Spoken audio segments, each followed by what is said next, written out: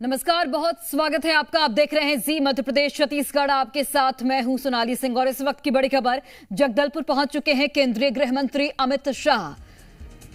तो छत्तीसगढ़ के दौरे पर हैं केंद्रीय गृह मंत्री और जगदलपुर वो पहुंच चुके हैं। ये बड़ी जानकारी आप तक पहुंचा रहे हैं।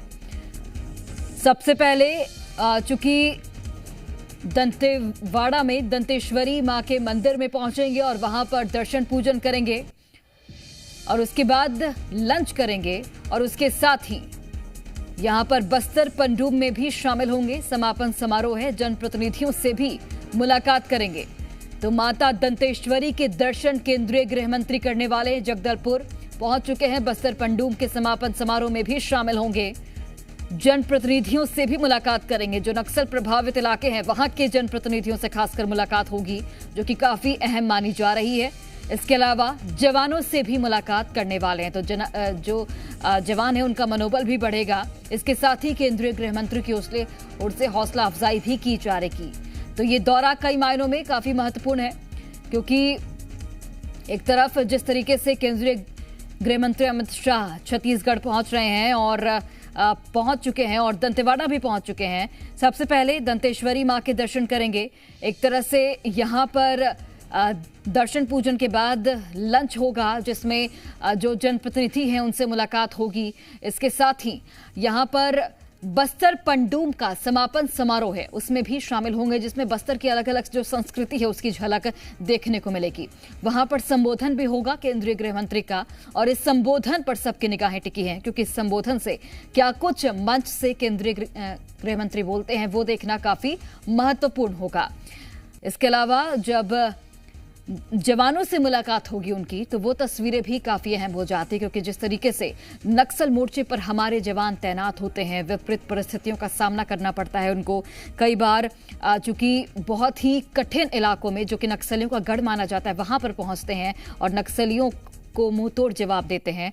तो ऐसे में केंद्रीय गृह मंत्री जब उनसे बातचीत करेंगे तो जाहिर तौर पर उनका कॉन्फिडेंस बूस्ट अप होगा। और ये तस्वीरें भी सामने आई हैं, जब यहां पर जगदलपुर पहुंचे केंद्रीय गृह मंत्री, तो किस तरीके से यहां पर फूल भेंट कर उनका स्वागत किया गया है। ये तस्वीरें अपने आप में बेहद खास हैं। और आपको बता दें कि स्थानीय जनप्रतिनिधियों से भी चूंकि मुलाकात होने वाली है, तो ये मुलाकात भी काफी अहम होगी केंद्रीय गृह मंत्री की। और हमारे एसोसिएट एडिटर रुपेश गुप्ता लगातार लाइव जुड़े हुए हैं और हम तक तमाम तस्वीरें ये पहुंचा भी रहे हैं।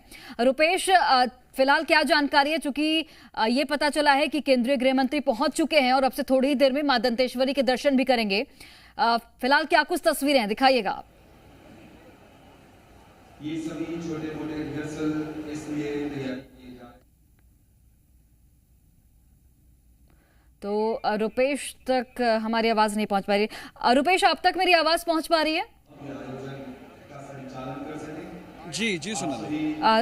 रुपेश, जानकारी दीजिएगा, क्योंकि केंद्रीय गृह मंत्री अमित शाह पहुंच चुके हैं और अब से थोड़ी ही देर में दंतेवाड़ा में मां दंतेश्वरी के दर्शन करेंगे, और आप जहां पर मौजूद हैं वो कार्यक्रम स्थल है, वहां से क्या कुछ तस्वीरें हैं, दिखाइएगा आप। और चूंकि आप थोड़ी ही देर में वहां भी पहुंचेंगे, कैसी तैयारियां फिलहाल? देखिए, जो दर्शक हैं और जो प्रतिभागी हैं वो तमाम लोग यहाँ पे पहुँच चुके हैं और इंतजार किया जा रहा है केंद्रीय मंत्री अमित शाह का। अमित शाह दंतेवाड़ा में अब थोड़ी देर के बाद मां दंतेश्वरी की पूजा अर्चना करेंगे। करीब 20 से 25 मिनट का वो कार्यक्रम होगा और उसके बाद फिर वो सीधे रेस्ट हाउस के लिए रवाना हो जाएंगे और वहाँ करीब 1 घंटे का कार्यक्रम होगा, जिसमें वो भोजन करेंगे। और भोजन में जनप्रतिनिधि जो कि पंचायत चुनाव में जीत करके आए हैं और विधायक हैं, उनके साथ चर्चा करेंगे और उनके साथ चर्चा करने के बाद सीधे इस जगह पर आएंगे, हाई स्कूल मैदान, और यहाँ पे बस्तर पंडूम का समापन समारोह चल रहा है। प्रतिभागी इंतजार कर रहे हैं, बैठे हुए हैं, और इसके साथ साथ आप देख सकते हैं मंच पर कार्यक्रम भी चल रहा है और उनका इंतज़ार किया जा रहा है। और जैसे ही अमित शाह यहाँ पे पहुँचेंगे तो उसके बाद जो परफॉर्मेंस होनी है वो परफॉर्मेंस होगी, जो कार्यक्रम है वो पूरा कार्यक्रम होगा और कार्यक्रम में अमित शाह संबोधित करेंगे। तो एक एक करके जो बस्तर के नेता हैं, फिलहाल तमाम लोग जो नागरिक यहाँ पे पहुँचे हुए हैं, बस्तर के लोग पहुँचे हुए हैं, उनको संबोधित कर रहे हैं, उन तक अपनी बात गोंडी और हल्दी में पहुंचा रहे हैं। फिलहाल ये सिलसिला चल रहा है, इंतजार यहाँ पे किया जा रहा है। लेफ्ट साइड में मैं दिखाना चाहूँगा वो पंडाल है जिसका मुआयना करेंगे और मैं कोशिश करूँगा आपको दिखाने के लिए। लेफ्ट में वो पंडाल लगे हुए हैं जिसमें 8 अलग अलग विधाएँ हैं, जिसमें खान पान भी है, जिसमें वस्त्र भी है, जिसमें नाच नृत्य है, उसके अलावा वाद्य यंत्र है, लोक संस्कृति है, तमाम चीज़ें हैं जिसको लेकर के कंपटीशन हो रहा है। और ये कंपटीशन फ़िलहाल ज़िला स्तर से लेकर के संभाग स्तर तक हो रहा है और उसके बाद फिर फाइनल में जो जीतेगा उसको पुरस्कृत किया जाएगा। कुछ इसी तरह का आयोजन खेलकूद में हुआ था जब पिछली दफ़ा अमित शाह आए थे, तब बस्तर ओलंपिक का आयोजन हुआ था। और ये दूसरा बड़ा आयोजन है। माना यह जा रहा है कि सरकार की जो कोशिश है विश्वास बहाली की, यह आयोजन उसी की कड़ी है कि किस तरह से जो यहाँ के नौजवान हैं, यहाँ के जो प्रतिभागी हैं, जो संस्कृति के क्षेत्र में काम करते हैं, जिनमें खेल का टैलेंट है, उनको ज़्यादा से ज़्यादा अवसर मिले, ज़्यादा से ज़्यादा मौके मिले। और ऐसे आयोजन के ज़रिए सरकार की कोशिश यही है। और सरकार एक तरफ नक्सलियों को खदेड़ रही है, उनके मान में घुस करके खदेड़ रही है, दूसरी तरफ विकास के काम भी कर रही है, सड़कें बनवा रही है, कैंप स्थापित कर रही है ताकि लोगों को सुरक्षित किया जा सके।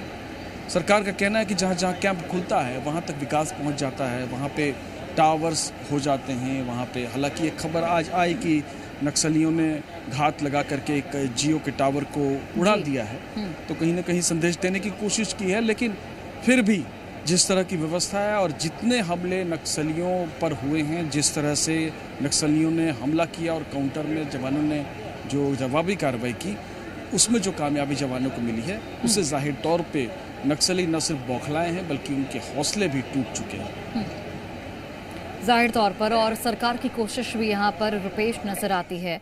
रुपेश, चूंकि पिछले बार जब केंद्रीय गृह मंत्री पहुंचे थे 3 महीने पहले, तो मंच से सीधा संदेश नक्सलियों को दिया गया था कि आपके पास 2 ही रास्ता है, चाहे तो आप यहाँ पर मुख्यधारा से जुड़िए, सरकार की नीतियों से जुड़िए, या फिर आप लड़ाई के लिए तैयार रहिए। इस बार जब अपने संबोधन के दौरान केंद्रीय गृह मंत्री क्या कुछ संदेश देते हैं, उस पर सबकी निगाहें टिकी हुई हैं। और जिस तरीके से सीधा संदेश गृह मंत्री देते हैं, तो ऐसे में नक्सलवाद पर एक चोट जाहिर तौर पर होती है और नक्सली बैकफुट पर जाते हैं। तक जा रहे हैं, जो विकास के काम पहुंचा रहे हैं, जो सड़कें बनवा रहे हैं, जिस तरह से लगातार श्रिंक होते जा रहा है नक्सलियों का इलाका, वो कार्रवाई चली रहेगी। अब चूंकि परिस्थितियां बदली हुई हैं, तो इन बदली हुई परिस्थितियों में क्या कुछ होता है वो देखना बहुत महत्वपूर्ण होगा, क्योंकि जो नक्सलियों की ओर से पर्चा आया है जिसमें कहा गया है कि नक्सली बातचीत के लिए तैयार हैं, कुछ कंडीशंस उनकी हैं। सरकार ने स्पष्ट कर दिया कि कंडीशंस उनको मंजूर नहीं है, संविधान में पहले भरोसा जताना होगा।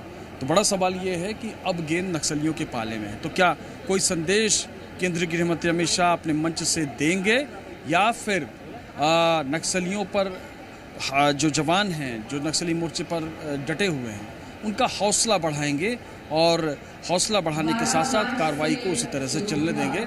और इस मंच से भी जब संबोधन उनका होगा तो उम्मीद की जा रही है कि शायद इस मंच के जरिए अमित शाह उन बातों को भी एड्रेस करें जैसे पिछली बार किया था, और इसका इंतजार पूरी छत्तीसगढ़ कर रहा है।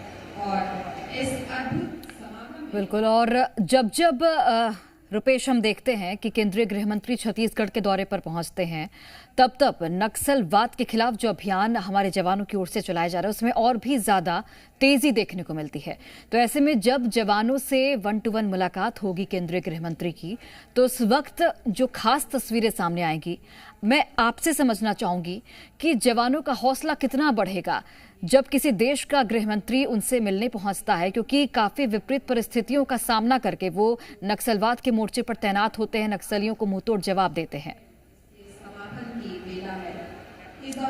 देखिए, केंद्रीय गृह मंत्री चूंकि एक व्यवस्था होती है, व्यवस्था में जो अधिकारी होते हैं वो अपने मातहतों को रिप्रेजेंट करते हैं। और चूंकि गृह मंत्री अमित शाह जब भी आते हैं, चाहे भूपेश बघेल की सरकार रही हो, चाहे विष्णुदेव साय सरकार रही हो, दोनों ही मौके पर लगातार नक्सल मोर्चे को लेकर के बैठकें लेते रहे हैं और बैठक लेने के साथ साथ अधिकारियों के साथ 1-to-1 चर्चा करते रहे हैं। अधिकारियों के साथ जो समीक्षा बैठक, आगे की कार्रवाई किस तरह से की जाए, कहाँ पे नक्सली अभी हो सकते हैं, कहाँ पे किस तरह से उनको ऑपरेशन, तो ये सारी रणनीतिक जो चर्चा होती है वो अमित शाह के साथ होती है। और जो छत्तीसगढ़ में आला अधिकारी हैं उनके साथ रायपुर में ये चर्चा होनी है, लेकिन उससे पहले जो नक्सली मोर्चे पर तैनात अधिकारी हैं, जो अलग अलग विंग्स हैं, चाहे वो सीआरपीएफ हो या डीआरजी हो, इन सब के कप्तानों के साथ बैठ करके आज एक संक्षिप्त चर्चा होगी और इस चर्चा में ये तय होगा कि जो ग्राउंड रियलिटी है वो क्या है और उसके बाद किस तरह की कार्रवाई की जाएगी। और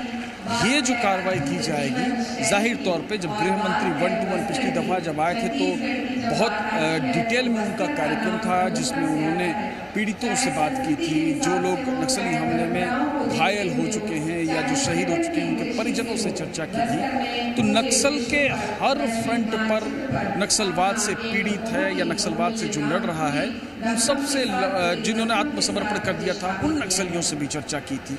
तो हर पहल पक्ष को एड्रेस किया था उनके साथ 1-to-1, तो हौसले बढ़े थे और उसके बाद जो कार्रवाइयाँ हुई थी वो तेज़ हुई, जो आत्मसमर्पण की घटनाएं हुई वो भी तेज़ हुई। लेकिन अब परिस्थितियों में अमित शाह चूँकि अधिकारियों के साथ बैठक कर रहे हैं, यहाँ कप्तानों के साथ बैठक करेंगे, ये चर्चा ज़रूर है कि कुछ उनके साथ ऐसे लोग बैठक में शामिल हो सकते हैं जो नक्सल मोर्चे पर अच्छा काम कर रहे हैं। लेकिन ये दौरा कंपैरेटिवली संक्षिप्त दौरा है और इसमें उस तरह से जवानों के साथ लंबा इंटरैक्शन का कार्यक्रम नहीं है, लेकिन फिर भी चूँकि केंद्रीय गृह मंत्री हैं, जो सुरक्षा के सबसे बड़े देश में व्यक्ति होते हैं वो गृह मंत्री होते हैं, इस लिहाज से ये माना जा सकता है कि उनके आने से, उनके इंटरैक्शन करने से और रणनीति पर चर्चा करने से कहीं ना कहीं जवानों के हौसले बुलंद होंगे।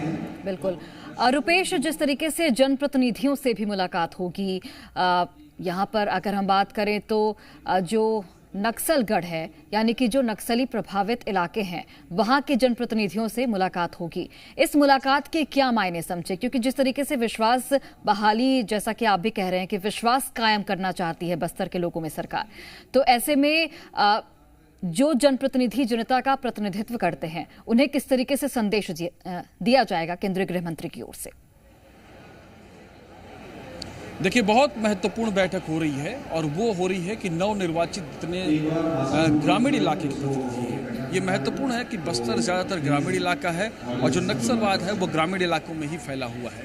तो जब उनके साथ इंटरेक्ट करेंगे तो जाहिर तौर पे जो नक्सली पैड बनाने की कोशिश करते हैं, जिस तरह से सिंपैथी गेन करने की कोशिश करते हैं, कहीं ना कहीं उस स्ट्रेटजी को भी ख़त्म करेंगे, उस स्ट्रेटजी को भी काउंटर करेंगे। दूसरा कि जो सूचना तंत्र है वो कहीं ना कहीं केंद्रीय गृह मंत्री इस बात पर जोर देंगे कि उसको किस तरह से मजबूत बनाया जाए, उसमें किस तरह से जो सिविलियंस हैं, जो जनप्रतिनिधि हैं, उनका पार्टिसिपेशन बढ़े। क्योंकि अक्सर ये देखा गया है कि ऐसी कार्रवाइयाँ, तमाम कार्रवाइयों के बावजूद नक्सली जिन पर मुखबिरी का शक होता है उनके खिलाफ कार्रवाई करते हैं और बहुत ही नृशंस तरीके से उनकी हत्या करते हैं। इसका एक खौफ देखा जाता है। लेकिन फिलहाल की स्थिति में चूंकि वो इंटरेक्ट करेंगे, बातचीत करेंगे और भारतीय जनता पार्टी के जो सरपंच हैं, जो जनपद सदस्य हैं, जनपद अध्यक्ष हैं, जिला पंचायत सदस्य हैं, जिला पंचायत अध्यक्ष हैं, बड़ी संख्या में जीते हैं। ऐसी परिस्थिति में सरकार के लिए फिलहाल इस मोर्चे पर काम करना आसान होगा, यानी कि वो सिर्फ सुरक्षा बलों के भरोसे नहीं रहेगी, बल्कि उसके पास जो रिप्रेजेंटेटिव है पब्लिक के, उनका भी एक तंत्र होगा जिसको कम से कम नागरिक होने के नाते, जनप्रतिनिधि होने के नाते जो दायित्व तो चलिए, कई महत्वपूर्ण बैठकें इस दौरान देखने को मिलेगी रुपेश, और आप सभी पर नजर बनाकर रखेगा। आगे भी तस्वीरें आपके जरिए हम दर्शकों तक पहुंचाएंगे। फिलहाल बहुत धन्यवाद।